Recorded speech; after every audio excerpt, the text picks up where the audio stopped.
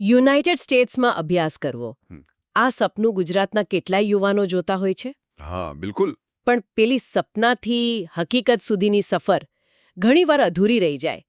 ક્યારેક માહિતી ના હોય, ક્યારેક પ્રક્રિયા જટિલ લાગે. સાચી વાત છે. એટલે આજે આપણે આ જ આખી સફરને, દરેક પગલાંને એકદમ સ્પષ્ટ રીતે સમજવાનો પ્રયત્ન કરીશું. ચોક્કસ.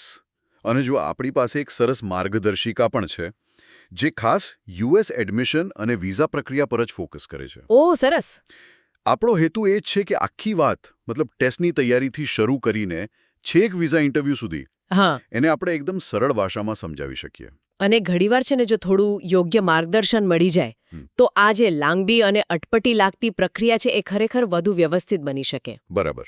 જેમ કે આ માર્ગદર્શિકામાં ઉલ્લેખ છે ને કે અનુભવી સલાહકારો હોય, દાખલા તરીકે EAC, જેમનો દાયકાઓનો અનુભવ છે, ગુજરાતભરમાં એમાં કેન્દ્રો છે. હા, એ લોકો મદદ કરી શકે. એ લોકો યુનિવર્સિટી શોર્ટલિસ્ટિંગથી લઈને પેલો I-20, સેવિસ ફી, DS-160 ફોર્મ અને છેક વિઝા ઇન્ટરવ્યૂની તૈયારી સુધી બધે જ હેલ્પ કરે છે. અને એ પણ ઘણીવાર મફતમાં. હા, એ બહુ મોટો ફાયદો કહેવાય.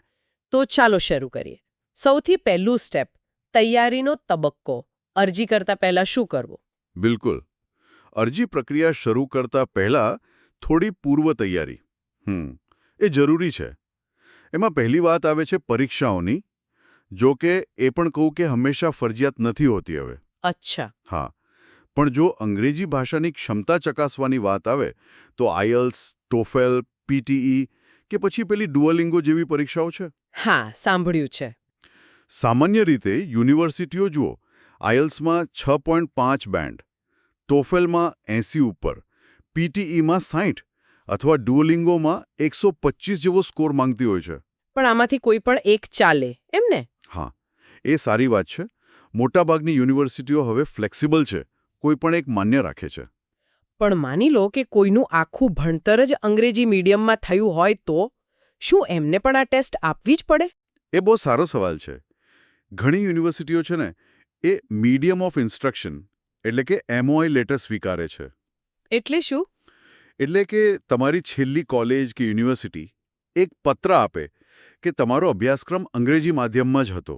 જો એ હોય તો શક્ય છે કે તમારે અલગથી IELTS કે TOEFL આપવાની જરૂર ન પડે. ઓહ, આ તો મહત્વનું કહેવાય. હા, એટલે અરજી કરતા પહેલા આ ચોક્કસ યુનિવર્સિટીની વેબસાઇટ પર ચેક કરી લેવું જોઈએ. અને પેલી GRE, GMAT કે SAT જેવી પરીક્ષાઓનું શું? એન્જિનિયરિંગ, મેનેજમેન્ટ કે બેચલર્સ માટે એનું મહત્વ કેટલું છે હજી? જુઓ, માસ્ટર્સ માટે, ખાસ કરીને એન્જિનિયરિંગમાં, અમુક યુનિવર્સિટીઓ હજુ પણ GRE સ્કોર માંગી શકે છે. લગભગ 300 કે એની આસપાસ સારો ગણાય. બરાબર. એ જ રીતે MBA માટે GMAT અને બેચલર ડિગ્રી માટે SAT કદાચ 1000 ઉપરનો સ્કોર. પણ અહીં એક મોટો બદલાવ આવ્યો છે. શું બદલાવ? કોવિડ પછી છે ને ઘણી બધી યુનિવર્સિટીઓએ આ GRE, GMAT, SATને વૈકલ્પિક એટલે કે ઓપ્શનલ બનાવી દીધી છે. અમુકે તો સંપૂર્ણ માફ પણ કરી દીધી છે. અરે વાહ, આ તો ઘણા વિદ્યાર્થીઓ માટે રાહતની વાત કહેવાય. હા, બિલકુલ. એટલે હવે એ જાણવું શક્ય છે કે તમારી પ્રોફાઇલ મુજબ કઈ યુનિવર્સિટીમાં ટેસ્ટ વગર પણ અરજી થઈ શકે છે. પણ ધારો કે કોઈ આપે આ પરીક્ષાઓ અને સારો સ્કોર લાવે તો એનો ફાયદો ખાલી એડમિશનમાં જ થાય કે બીજે ક્યાંક પણ? ના ના, ખાલી એડમિશન પૂરતો નહીં. સારા સ્કોરનો મોટો ફાયદો શિષ્યવૃત્તિ એટલે કે સ્કોલરશિપ મેળવવામાં થાય છે. અચ્છા. હા, ઊંચા સ્કોર્સ તમારી સ્કોલરશિપની શક્યતાઓ ઘણી વધારી દેશે. એટલે જો આપવાનું નક્કી કરો તો સારી તૈયારી કરવી એ લાંબા ગાળે ફાયદાકારક જ છે. અને માર્ગદર્શિકામાં કહ્યું એમ કોચિંગ સંસ્થાઓ પણ મદદરૂપ થઈ શકે. સમજાયું. પરીક્ષાની વાત થઈ, હવે બીજો મોટો નિર્ણય આવે છે ઇન્ટેકનો. કયા સેમેસ્ટરથી શરૂ કરવું? એ કેટલું મહત્વનું છે? ખૂબ જ મહત્વનું. યુએસમાં મુખ્યત્વે 3 ઇન્ટેક હોય છે. પહેલો અને સૌથી મોટો છે ફોલ, જે ઓગસ્ટ કે સપ્ટેમ્બરમાં શરૂ થાય. આ જ મેઇન કહેવાય ને? હા, આ જ પ્રાઇમરી ઇન્ટેક છે. મોટાભાગના કોર્સ અને સૌથી વધુ સ્કોલરશિપ આ જ સત્રમાં મળે. બીજો કયો? જે જાન્યુઆરીમાં શરૂ થાય. એ પણ સારો વિકલ્પ છે, પણ ફોલ જેટલા ઓપ્શન્સ કદાચ ના હોય. અને ત્રીજો છે સમર, મે મહિનામાં. પણ એમાં બહુ ઓછા, અમુક ચોક્કસ પ્રોગ્રામ જ હોય છે. તો લાગે છે કે ફોલ જ બધાને વધારે પસંદ આવતો હશે. અરજી ક્યારથી કરવી જોઈએ? શું છેલ્લી ઘડી સુધી રાહ જોવાય? ના, બિલકુલ નહીં. વહેલી અરજી કરવી એ જ સફળતાની ચાવી છે. તમે ભલે ફોલ, સ્પ્રિંગ કે સમર ગમે તે ઇન્ટેક પસંદ કરો. આદર્શ રીતે 6 થી 12 મહિના પહેલા પ્રક્રિયા શરૂ કરી દેવી જોઈએ. આટલું વહેલું? હા, એનાથી શું થાય કે તમને યુનિવર્સિટીની ડેડલાઇનનું ટેન્શન ના રહે. ડોક્યુમેન્ટ્સ શાંતિથી ભેડા કરી શકો. અને સૌથી અગત્યનું, પછી વિઝા એપોઇન્ટમેન્ટ મેળવવામાં પણ સરળતા રહે છે. છેલ્લી ઘડીએ બહુ ભીડ હોય છે. ઠીક છે, આ વાત બરાબર સમજાઈ ગઈ. તૈયારી અને ઇન્ટેક ક્લિયર. હવે આવીએ અરજી પ્રક્રિયાના હાર્દ પર. યુનિવર્સિટીની પસંદગી. આટલી બધી યુનિવર્સિટીઓ છે, યોગ્ય કેવી રીતે શોધવી? હા, આ ખરેખર અઘરું કામ લાગે, પણ એને વ્યવસ્થિત રીતે કરી શકાય. યુનિવર્સિટી શોર્ટલિસ્ટ કરવા માટે ઘણા બધા પાસા જોવા પડે. જેવા કે તમારો શૈક્ષણિક દેખાવ એટલે કે જીપીએ, તમારા ટેસ્ટ સ્કોર્સ અથવા એમઓઆઈ, તમે કયો વિષય ભણવા માંગો છો, યુએસમાં કયું લોકેશન પસંદ છે, શહેર, રાજ્ય, અને સૌથી અગત્યનું તમારું બજેટ કેટલું છે. ઓકે. આ બધાનું મૂલ્યાંકન કરીને એક યોગ્ય યાદી બને. એટલે ખાલી રેન્કિંગ જોઈને જ યુનિવર્સિટી નક્કી ન કરી લેવાય, એમને? કેટલી યુનિવર્સિટીમાં અપ્લાય કરવું જોઈએ સામાન્ય રીતે? રેન્કિંગ એક ફેક્ટર છે, પણ એકમાત્ર નહીં. જુઓ, પેલી માર્ગદર્શિકા સૂચવે છે એમ 4 થી 6 યુનિવર્સિટીઓમાં અરજી કરવી એ સારો સંતુલિત અભિગમ છે. એમાં કેવી રીતે પસંદગી કરવી? એમાં થોડી એમ્બિશિયસ યુનિવર્સિટીઓ રાખવી, જ્યાં એડમિશન થોડું મુશ્કેલ લાગે. અમુક મેચ યુનિવર્સિટીઓ, જ્યાં તમારી પ્રોફાઇલ બરાબર ફિટ થતી હોય. અને 1-2 સેફટી યુનિવર્સિટીઓ, જ્યાં એડમિશન મળવાના ચાન્સ ઘણા સારા હોય. અચ્છા, એટલે આ એક સ્ટ્રેટેજી છે. હા, આનાથી રિસ્ક ઓછું થાય, તમને એડમિશનની શક્યતા વધે, અને કદાચ કોઈ યુનિવર્સિટી સારી સ્કોલરશિપ પણ ઓફર કરી દે. સમજાયું. અને અરજી કરવાની પ્રોસેસ પોતે કેવી હોય છે? બહુ અઘરી? અને પેલી એપ્લિકેશન ફીનું શું? દરેક યુનિવર્સિટીની પોતાની ઓનલાઈન એપ્લિકેશન સિસ્ટમ હોય છે. તમારે ઓનલાઈન ફોર્મ ભરવાનું, તમારો ડોક્યુમેન્ટ સ્કેન કરીને અપલોડ કરવાના, અને જો ટેસ્ટ આપી હોય તો એના સ્કોર ઓફિશિયલી મોકલવાના. બરાબર. અમુક એજન્સીઓ સેન્ટ્રલાઇઝ્ડ પોર્ટલ વાપરે છે. એનાથી એક જ જગ્યાએથી ઘણી યુનિવર્સિટીમાં અરજી સહેલી બને. હવે રહી એપ્લિકેશન ફીની વાત. મોટાભાગની યુનિવર્સિટીઓ $50 થી $100 જેટલી ફી લે છે. દરેક યુનિવર્સિટી માટે અલગ? હા, દરેક માટે અલગ. પણ અહીં પણ પેલું કહ્યું એમ અનુભવી સલાહકારો મદદ કરી શકે. એ લોકો એવી યુનિવર્સિટીઓ શોધી આપે જે કદાચ આંતરરાષ્ટ્રીય વિદ્યાર્થીઓ માટે ફી માફી, ફી વેવર આપતી હોય. એનાથી થોડો ખર્ચ બચી જાય. સરસ. હવે વાત કરીએ સૌથી મહત્વની વસ્તુ, ડોક્યુમેન્ટ્સ. કયા કયા કાગળો તૈયાર રાખવા પડે? આના માટે એક ચેકલિસ્ટ બનાવવું જ જોઈએ. મુખ્ય ડોક્યુમેન્ટ્સમાં તમારો પાસપોર્ટ, જે ચાલુ હોય, એક્સપાયર ન થતો હોય ભણતી વખતે. હા, એ તો પહેલું. પછી ધોરણ 10, 12, કોલેજની બધી જ માર્કશીટ્સ, અને જો ડિગ્રી મળી ગઈ હોય તો એનું સર્ટિફિકેટ. યુનિવર્સિટીઓ ઘણીવાર ઓફિશિયલ ટ્રાન્સક્રિપ્ટ્સ માંગે છે. એ શું હોય છે? એ તમારી કોલેજ કે યુનિવર્સિટી દ્વારા ઇસ્યુ કરાયેલું એક ઓફિશિયલ ડોક્યુમેન્ટ હોય છે, જેમાં તમારા બધા સેમેસ્ટરના માર્ક્સ અને ગ્રેડ્સ લિસ્ટેડ હોય છે. ઓકે. બીજું શું? પછી અંગ્રેજી ટેસ્ટનો સ્કોર રિપોર્ટ, અથવા પેલો એમઓઆઈ લેટર, અને જીઆરઈ, મેટ, એસએટીના સ્કોર્સ જો તમે આપ્યા હોય અને યુનિવર્સિટી માંગતી હોય તો. અને પેલા પર્સનલ એસ્સે અને રેકમેન્ડેશન લેટર્સ, એ કેટલા જરૂરી છે? ઓહ, એ તો ખૂબ જ જરૂરી છે. સ્ટેટમેન્ટ ઓફ પર્પઝ એસઓપી તો તમારી અરજીનો આત્મા કહેવાય. એવું? કેમ? કારણ કે એમાં તમે લખો છો કે તમે આ જ કોર્સ અને આ જ યુનિવર્સિટી કેમ પસંદ કરી રહ્યા છો, તમારી બેકગ્રાઉન્ડ શું છે, તમારા ભવિષ્યના પ્લાન્સ શું છે. એડમિશન કમિટી આના પરથી તમને ઓળખે છે. બરાબર. અને લેટર્સ ઓફ રેકમેન્ડેશન? એ પણ એટલા જ મહત્વના. સામાન્ય રીતે 2 થી 3 LOR માંગે છે. આ તમારા પ્રોફેસરો પાસેથી, અથવા જો તમે નોકરી કરતા હો તો તમારા બોસ કે મેનેજર પાસેથી લેવાના હોય છે. એ લોકો તમારી ક્ષમતાઓ અને કામ કરવાની સ્ટાઇલ વિશે લખે છે.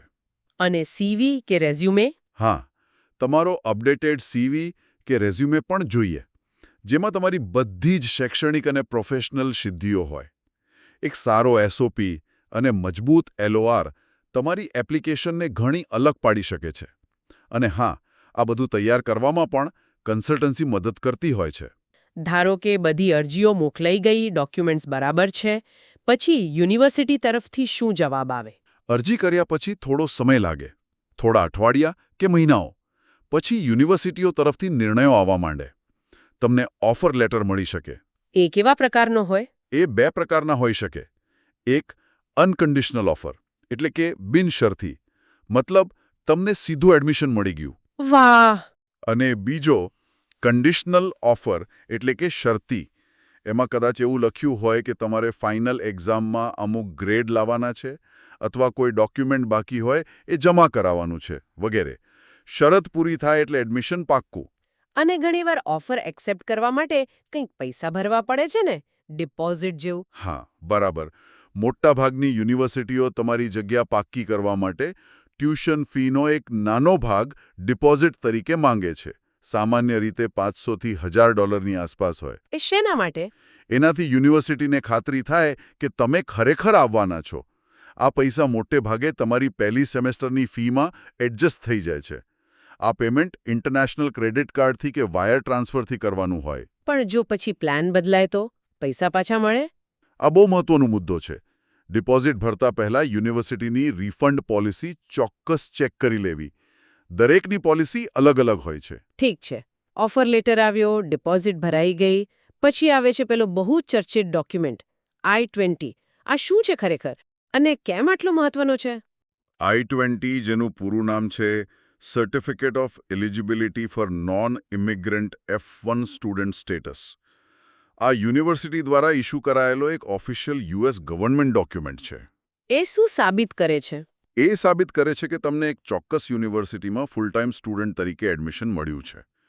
એમાં તમારા કોર્સની વિગતો હોય, કેટલો સમય ચાલશે એ હોય, અને સૌથી અગત્યનું એમાં લખેલું હોય કે તમારા અભ્યાસ અને રહેવાના ખર્ચ માટે તમારી પાસે પૂરતું ભંડોળ છે. ઓહ! આ I-20 વગર તમે સ્ટુડન્ટ વિઝા F1 માટે અરજી જ ના કરી શકો.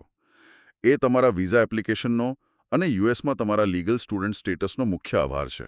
અને આ પૂરતું ભંડોળ એટલે કેટલું? એ કેવી રીતે બતાવવાનું? યુનિવર્સિટી I-20 પર જ 1 વર્ષનો અંદાજિત ખર્ચ લખીને આપે છે. ટ્યુશન ફી વત્તા રહેવાનો ખર્ચ. તમારે ઓછામાં ઓછા આટલી રકમ તમારા પોતાના કે તમારા સ્પોન્સરના બેંક એકાઉન્ટમાં ઉપલબ્ધ છે એના પુરાવા આપવા પડે. પુરાવામાં શું ચાલે? Bank statements, balance certificate. જો કોઈ સ્પોન્સર કરતું હોય, જેમ કે પેરેન્ટ્સ, તો એમનું એફિડેવિટ ઓફ સપોર્ટ અને એમના બેંકના પુરાવા. જો એજ્યુકેશન લોન લીધી હોય તો એનો સેન્ક્શન લેટર. આ બધું ભેગું કરીને પણ બતાવી શકાય. ઓકે. યુનિવર્સિટી આ બધા ડોક્યુમેન્ટ્સ ચેક કરે અને પછી જ તમને I-20 ઇસ્યુ કરે.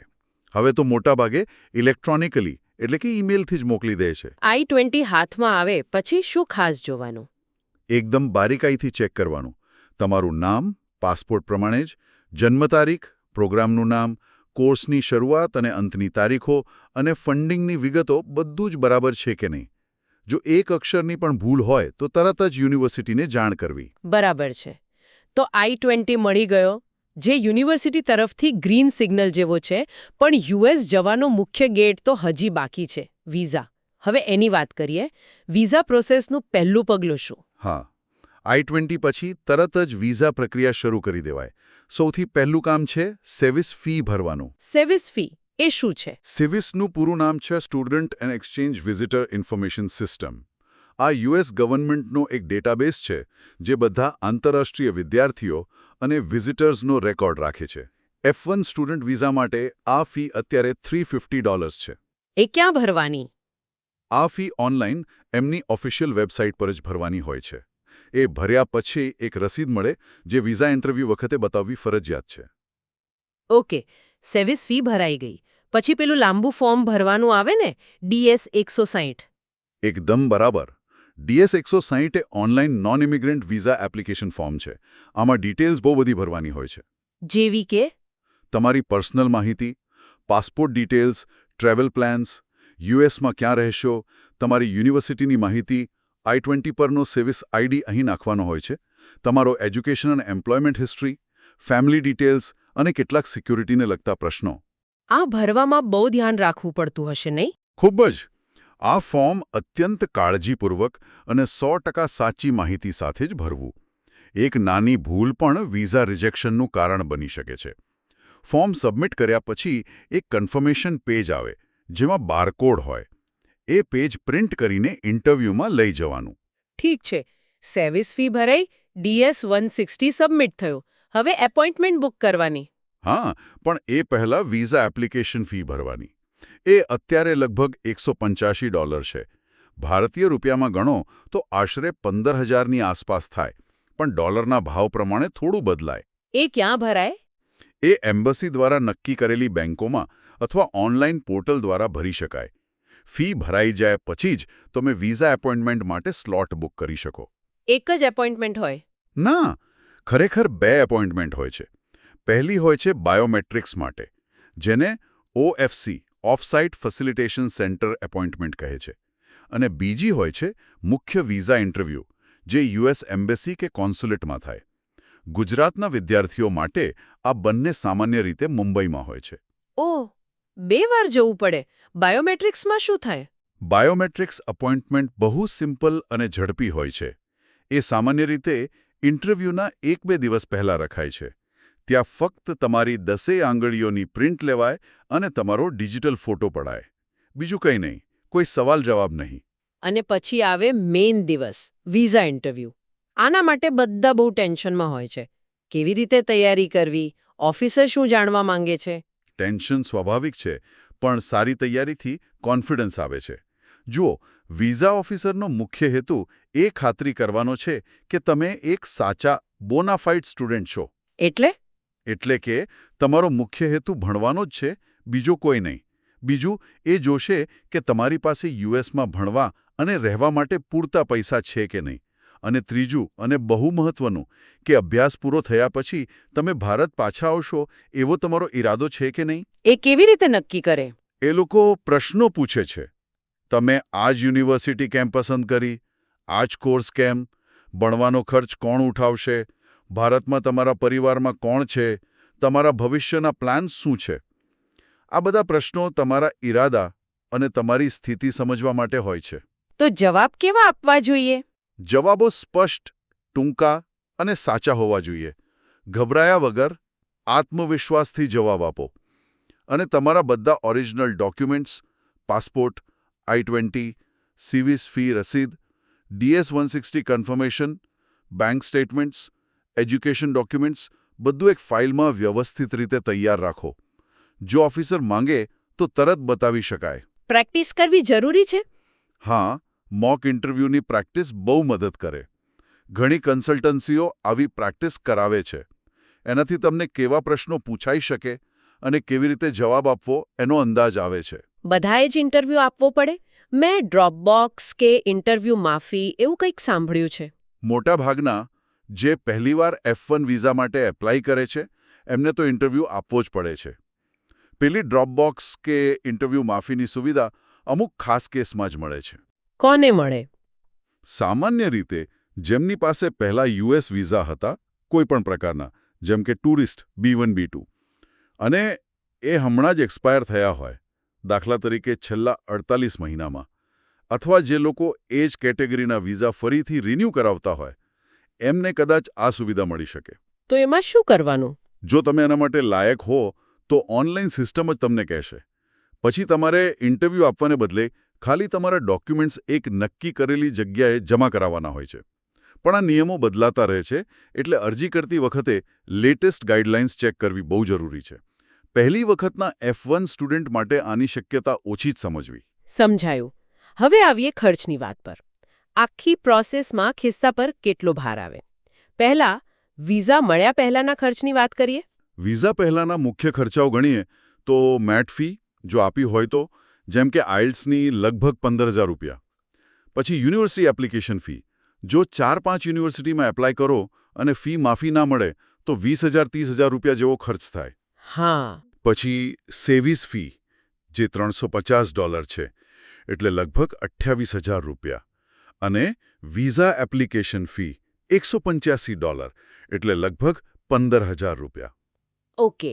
આ સિવાય જો મુંબઈ ઇન્ટરવ્યૂ માટે જવું પડે તો આવવા જવાનો અને રહેવાનો ખર્ચ અલગ. એટલે અંદાજે 45,000થી 60,000 કે તેથી વધુનો ખર્ચ વિઝા પહેલા ગણી શકાય. અને વિઝા મળી જાય પછી US જવા માટે કયા મોટા ખર્ચા આવે? વિઝા પછીનો સૌથી મોટો ખર્ચ તો ટ્યુશન ફીનો જ હોય. ઘણીવાર પહેલી સેમેસ્ટરની ફી એડવાન્સમાં ભરવી પડે. એ કેટલી હોય લગભગ? એ યુનિવર્સિટી પર આધાર રાખે છે. પબ્લિક યુનિવર્સિટીમાં $6,000 થી $10,000 પ્રતિ સેમેસ્ટર હોઈ શકે, જ્યારે પ્રાઇવેટમાં 15,000 કે તેથી પણ વધુ હોઈ શકે. બરાબર. બીજો મોટો ખર્ચ? બીજો મોટો ખર્ચ છે ફ્લાઇટ ટિકિટનો. વન વે ટિકિટ 50,000 થી ₹1,00,000 કે તેથી વધુની પણ હોઈ શકે. સિઝન અને તમે ક્યારે બુક કરાવો છો એના પર આધાર રાખે છે. અને ત્યાં પહોંચીને તરત થતો ખર્ચ? હા, ત્યાં પહોંચીને શરૂઆતના સેટલમેન્ટ માટે પણ ખર્ચ થાય, જેમ કે રહેવા માટે ડિપોઝિટ આપવી પડે, ઘર માટે થોડી જરૂરી વસ્તુઓ રીવી પડે, પુસ્તકો, હેલ્થ ઇન્સ્યોરન્સનો પહેલો હપ્તો, આ બધા માટે $1,000 થી $2,000 એટલે કે $80,000 થી ₹1.6 લાખ જેવો ખર્ચ શરૂઆતમાં ગણીને ચાલવું પડે. તમે પબ્લિક અને પ્રાઇવેટ યુનિવર્સિટીની ફીમાં તફાવત કહ્યો. શું ભણવાની ગુણવત્તા કે પછી મળતી તકોમાં પણ ફરક હોય છે? ફીમાં તો ઘણો મોટો ફરક હોય છે, એ સાચી વાત છે. વાર્ષિક ટ્યુશન ફી જોઈએ તો કોમ્યુનિટી કોલેજ કદાચ $6,000 થી $20,000 પતી જાય. હા. બેચલર્સ માટે પબ્લિક યુનિવર્સિટીઓ $20,000 થી $40,000 લે, જ્યારે ટોપની પ્રાઇવેટ યુનિવર્સિટીઓ $50,000 થી $60,000 કે એનાથી પણ વધારે ચાર્જ કરી શકે છે. માસ્ટર્સ માટે પબ્લિકમાં $15,000 થી $30,000 અને પ્રાઇવેટમાં $40,000 થી શરૂ થાય. પણ શું મોંઘી ફી એટલે સારું ભણતર? એવું જરૂરી નથી. ગુણવત્તા બંનેમાં સારી મળી શકે છે. પ્રાઇવેટમાં કદાચ ક્લાસ સાઇઝ નાની હોય, વધુ પર્સનલ ધ્યાન મળે, પણ ઘણી પબ્લિક યુનિવર્સિટીઓ રિસર્ચમાં અને રેન્કિંગમાં ખૂબ આગળ હોય છે. પસંદગી તમારા બજેટ, કોર્સ અને કરિયર ગોલ્સ પર આધાર રાખે. ખાલી ઊંચી ફી સારી નોકરીની ગેરંટી નથી. અને રહેવાનો ખર્ચ? ટ્યુશન સિવાય આ પણ મોટો ખર્ચ હશે? હા, બિલકુલ. અને આ ખર્ચ તમે ક્યાં રહો છો એના પર બહુ આધાર રાખે છે. મોટા શહેરો જેમ કે ન્યૂયોર્ક, સેન ફ્રાન્સિસ્કોમાં રહેવું બહુ મોંઘું પડે. નાના શહેરો કે ગામડા જેવા વિસ્તારમાં ઓછો ખર્ચ થાય. સરેરાશ કેટલો ગણાય? સરેરાશ વર્ષનો $10,000 થી $15,000 અંદાજ રાખી શકાય. આમાં તમારું રહેવાનું, ખાવા પીવાનું, આવવા જવાનું, પુસ્તકો અને બીજા પર્સનલ ખર્ચા આવી જાય. એટલે ટૂંકમાં વર્ષનો કુલ ખર્ચ ટ્યુશન પ્લસ રહેવાનો મોટાભાગના વિદ્યાર્થીઓ માટે 15 લાખથી 40 લાખની રેન્જમાં આવી શકે છે. બાપ રે! આ તો ઘણી મોટી રકમ છે. શું આ ખર્ચ ઓછો કરવાના કોઈ રસ્તા છે? સ્કોલરશિપ જેવું કંઈ? હા, ચોક્કસ છે. અને એ બહુ મહત્વનું છે. આર્થિક બોજ ઘટાડવાનો સૌથી સારો રસ્તો છે શિષ્યવૃત્તિઓ, સ્કોલરશિપ્સ અને અસિસ્ટન્ટશિપ્સ. એ કેવી રીતે મળે? ઘણી યુનિવર્સિટીઓ ઇન્ટરનેશનલ સ્ટુડન્ટ્સને મેરિટના આધારે સ્કોલરશિપ આપે છે. તમારા સારા માર્ક્સ, સારા ટેસ્ટ સ્કોર કે બીજી કોઈ સિદ્ધિઓ જોઈને. અને અસિસ્ટન્ટશિપ એટલે? એ ખાસ કરીને ગ્રેજ્યુએટ સ્ટુડન્ટ્સ, માસ્ટર્સ, પીએચડી માટે હોય છે. 2 પ્રકારની હોય: રિસર્ચ અસિસ્ટન્ટશિપ RA અને ટીચિંગ અસિસ્ટન્ટશિપ TA. આમાં તમારી ટ્યુશન ફીસ પૂરી કે આંશિક માફ થઈ જાય અને ઉપરથી તમને દર મહિને કામ કરવા માટે સ્ટાઇપેન્ડ પણ મળે. વાહ! આ તો બહુ સારું કહેવાય. હા, પણ એના માટે તમારે પ્રોફેસરોને કે ડિપાર્ટમેન્ટને કોન્ટેક્ટ કરવો પડે અને એપ્લાય કરવું પડે. એમાં થોડી મહેનત છે, પણ વળતર મોટું મળે. ખૂબ જ ઉપયોગી માહિતી. હવે થોડી વાત કરીએ યુએસમાં ભણતી વખતે અને ભણ્યા પછી કામ કરવાની તકો વિશે. શું સ્ટુડન્ટ્સ ભણતા ભણતા કાયદેસર કામ કરી શકે? હા, કરી શકે, પણ અમુક નિયમો સાથે. F1 વિઝા પર તમે કેમ્પસ પર ઓન કેમ્પસ કામ કરી શકો. કેમ્પસ પર એટલે ક્યાં? જેમ કે લાઇબ્રેરીમાં, કેફેટેરિયામાં, કોઈ ડિપાર્ટમેન્ટની ઓફિસમાં. જ્યારે કોલેજ ચાલુ હોય શૈક્ષણિક સત્ર, ત્યારે અઠવાડિયાના 20 કલાક સુધી પાર્ટ ટાઈમ કામ કરી શકો. અને વેકેશનમાં? જ્યારે કોલેજમાં સત્તાવાર રજાઓ હોય, જેમ કે સમર વેકેશન, ત્યારે તમે ફૂલ ટાઈમ એટલે કે અઠવાડિયાના 40 કલાક સુધી પણ કામ કરી શકો છો. આનાથી કેટલું કમાઈ શકાય? ખર્ચમાં થોડી રાહત મળે? કમાણી જે તે રાજ્યના મિનિમમ વેજ પર આધાર રાખે, પણ સરેરાશ મહિને $500 થી $800 કમાઈ શકાય છે. હવે આ રકમથી કદાચ ટ્યુશન ફી તો ના નીકળે, પણ તમારા નાના મોટા પર્સનલ ખર્ચા, રહેવા ખાવામાં થોડી ઘણી મદદ ચોક્કસ થઈ જાય. આ કામ કરવા માટે કંઈ ખાસ જોઈએ? હા, તમારે યુએસમાં કાયદેસર કામ કરવા માટે સોશિયલ સિક્યુરિટી નંબર SSN મેળવવો પડે છે. એના માટે તમારે એપ્લાય કરવું પડે. અને ગ્રેજ્યુએશન પછી? ભણવાનું પૂરું થાય પછી ત્યાં કામ કરવાનો અનુભવ લેવા મળે. પેલું OPT શું છે? હા, એ બહુ સારી તક છે. ગ્રેજ્યુએશન પછી યુએસ ગવર્મેન્ટ સ્ટુડન્ટ્સને એમના ભણતરને લગતા ફિલ્ડમાં પ્રેક્ટિકલ અનુભવ લેવા માટે પરવાનગી આપે છે, જેને ઓપ્શનલ પ્રેક્ટિકલ ટ્રેનિંગ ઓપીટી કહેવાય છે. એ કેટલા સમય માટે હોય? મોટાભાગના કોર્સ માટે આ પરવાનગી 12 મહિના સુધીની હોય છે. આ સમય દરમિયાન તમે તમારા ફિલ્ડમાં ફૂલ ટાઈમ જોબ કરી શકો છો. આ માટે પણ તમારે ગ્રેજ્યુએશન પહેલાં એપ્લાય કરવું પડે અને USCIS US citizenship and immigration services પાસેથી EAD card employment authorisation document મેળવવું પડે. મેં સાંભળ્યું છે કે અમુક ફિલ્ડના સ્ટુડન્ટ્સ માટે આ સમય વધારે હોય છે, સાયન્સ એન્જિનિયરિંગવાળા માટે. હા, તમે STEM OPT એક્સટેન્શનની વાત કરી રહ્યા છો. STEM એટલે સાયન્સ, ટેકનોલોજી, એન્જિનિયરિંગ અને મેથેમેટિક્સ. જો તમારો કોર્સ આ STEM કેટેગરીમાં આવતો હોય તો તમને પેલા 12 મહિનાના OPT પછી બીજા 24 મહિનાનું એક્સટેન્શન મળી શકે છે. ઓહ, એટલે કુલ 3 વર્ષ? હા, બરાબર. STEM ગ્રેજ્યુએટ્સ કુલ 3 વર્ષ સુધી એમના સ્ટુડન્ટ વિઝા સ્ટેટસ પર જ યુએસમાં કામ કરી શકે છે. આ એક બહુ મોટો ફાયદો છે, જેના કારણે ઘણા વિદ્યાર્થીઓ STEM ફિલ્ડ પસંદ કરે છે. 3 વર્ષનો અનુભવ તો ઘણો સારો કહેવાય. પણ માની લો કે કોઈને OPT પછી પણ લાંબા સમય માટે યુએસમાં જ કામ કરવું હોય તો એનો શું રસ્તો?